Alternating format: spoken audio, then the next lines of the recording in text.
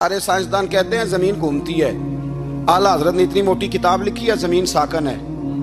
فرماتے تھے ہم جیسے مرضی سائنسدان کہیں کہ آپ نے دلائل دیے ہیں. آپ فرماتے ہیں جب نبی کریم علیہ السلام کی حدیث مسلم شریف میں موجود ہے کہ جب اللہ نے زمین کو پیدا کیا زمین کانپنے لگی تو اللہ نے پہاڑوں کو میخیں بنا کے قلعے بنا کے اندر لگا دیا تو زمین ٹھہر گئی. فرمانے لگے جب مصطفیٰ کریم نے کہہ دیا ٹھہر گئی ہے تو سارے سائنسدان بھی کہیں تو ہم ماننے کو تیار نہیں کہ گھومتی ہے. انہوں نے دلائل دیے.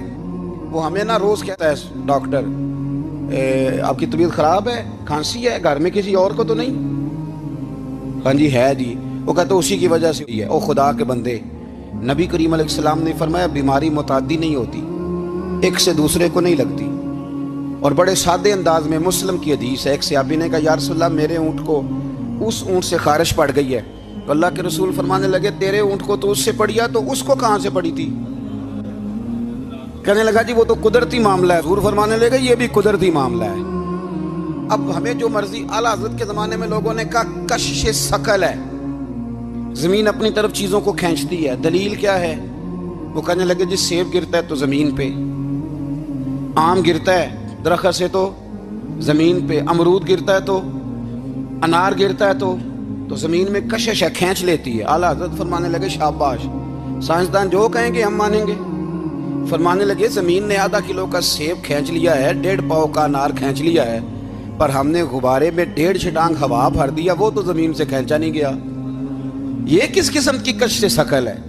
یہ ابھی 2 سال پہلے ڈاکٹر عبد القدیر خان کا مضمون چھپا تھا روزنامہ جنگ میں. وہ کہتا ہے مجھے وہ مولوی چاہیے تھا جس کے پاس قرآن حدیث بھی ہو اور سائنس کے علوم بھی ہوں. کہتا میں نے زمانے کے دروازے کھٹکھٹائے, پھر میں پہنچا بریلی کے امام کے پاس, اور کہتا ہے وہاں جا کے نہ میں ٹھہر گیا ہوں, اس لیے کہ مجھے قرآن و سنت کا نور بھی ملا ہے اور مجھے سائنس کے رموز بھی ملے ہیں.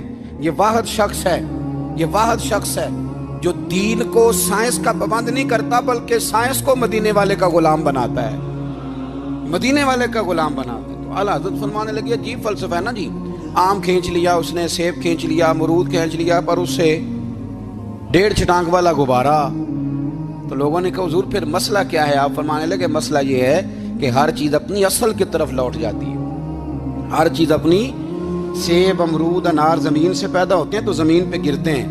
ہوا کی اصل اوپر ہے, اس لیے جب غبارے میں ہوا بھریں گے تو ہوا اس کو اوپر لے جائے گی.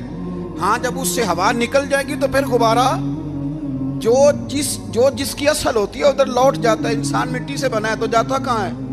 مٹی نہ تے مٹی رہنا ہی ایمی کا دی بلے بلے.